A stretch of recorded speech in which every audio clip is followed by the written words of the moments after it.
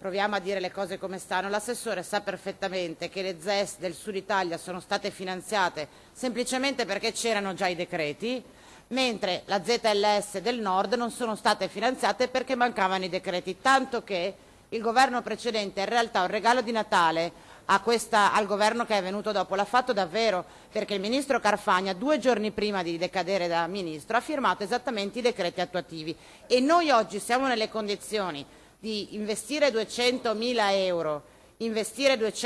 euro rispettando il programma strategico previsto dalla Regione del Veneto e accolto dal Ministero proprio perché è stata fatta la firma di quei decreti. Cos'è che manca oggi?